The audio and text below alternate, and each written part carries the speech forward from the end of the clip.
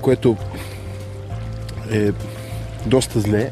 Най-добре е, разбира се, да се намери площадка равна, там да се захранва и храната да се подреди на равното, но тъй като това в случая е невъзможно, опипах възможните за риболов дълбочини, наклона е непрестанен. Поради тази причина ще хвърля топките на около поне 1,50 м, 1,70 м по-насам от върха на щеката, тъй като падайки, те малко или много ще се изтъркалят максимално до мястото, на което ловя. Не е желателно да отидат по-навътре, тъй като по захранката ще отиде и рибата.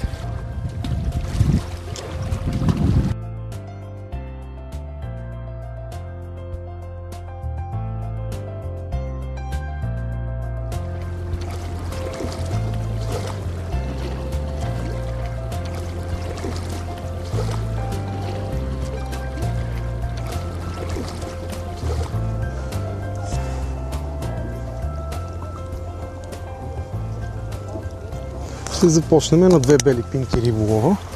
Ще хвърлим и няколко токи, съответно от нашата тежка захранка.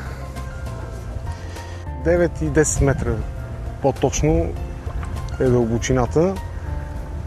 При тази дълбочина утежнението на ваглера пропада сравнително бавно, но се надяваме в малко по-дълбоката част, по-навътре зад щеката, да ловиме някоя малко по-едра бабушка.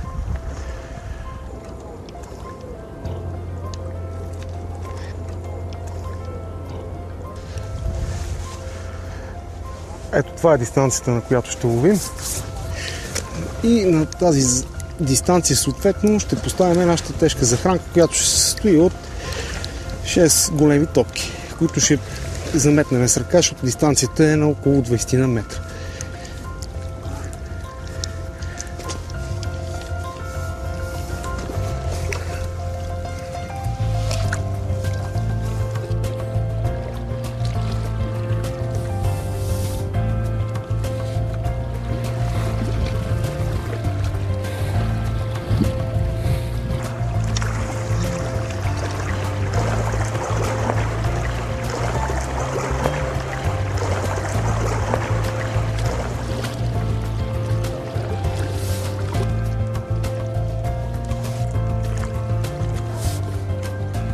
Това са по-маленьките червеноперки, има и по-големи.